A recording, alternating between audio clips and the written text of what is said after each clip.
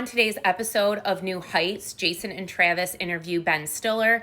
Ben is a producer and a director of the hit show Severance, and Severance is the most similar show that I have seen so far to Twin Peaks. It's completely different, but it's similar in this aspect. Yeah, they don't know anything. It's like, so that's like this weird sort of Twilight Zone aspect to it, and it's very surreal and kind of abstract in a way, like, well, what is going on here? So Indeed, what is going on here?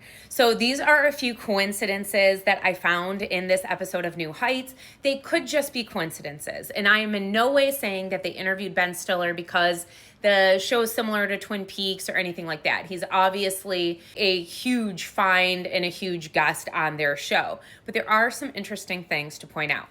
First is this golden cup. The golden coffee mug or golden cup in Twin Peaks actually became such a huge part of the lore that the brand of mug ended up selling a literal gold-plated version. On top of that, Travis filmed in front of this whitewashed wall, and this is the same wall that Taylor filmed the other day. A real surrealist kind of part of Twin Peaks involves this whitewashed wall with this glass kind of box in front of it. And the full footage of Taylor shows her in this sort of box in front of the white wall. So could be coincidence. But then on top of it, the music. On top of that, Jason and Travis have vinyls behind them, and these vinyls kind of change, but they all have one thing in common. They're very like instrument forward types of vinyls. They're electronica, heavy like on the synth and like bass, not a lot of words, and albums that kind of have a lot of brass in them. This could just be a coincidence, or possibly they chose this. This is Carolina's Story. We know that Taylor has the song Carolina. I do find it interesting because that's something Twin Peaks is known for, is the music build up that doesn't involve words or doesn't involve lyrics. It's like the background music and how it helps tell the story. That's also something that Severance focuses on as well. On New Heights, they kind of talked about how Severance really makes you think, and that there's like a baseline story that if you're just watching it without trying to like really dive in, you kind of understand the base. But at the same time, there are so many elements that you can dive into, and that's exactly what Taylor Swift's discography is like as well. People get used to film that pretty much explains itself 100%, and they kind of turn off that beautiful thing of intuition when they're looking at a film that has some abstractions.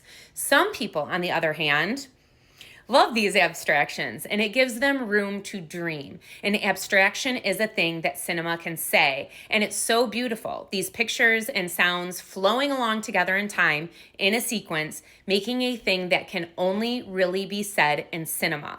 And I feel like this is exactly what Taylor Swift has figured out a way to do through her discography. The same with the 1975.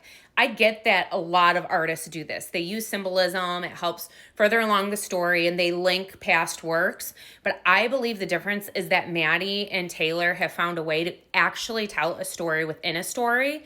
And our minds are kind of like up for grabs of whether that's a true story or not. They're not performing because they're not pretending to be together. And even when we've seen them together, it's been such a short period of time.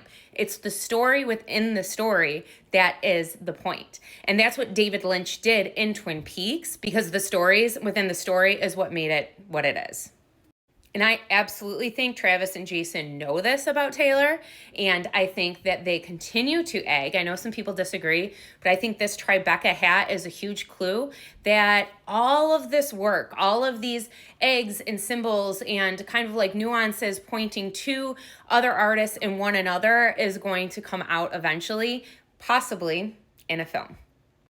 I just personally think there's too many like links and like finger pointing right now for this to be something that stays under the radar. I hope I'm correct. I don't want this to be something that is never figured out. I get that it's never fully going to be understood because that's the same as with Twin Peaks. You interpret it how you want, but we're at least given some conclusions to these underlining stories, and I hope that we get that eventually with Taylor.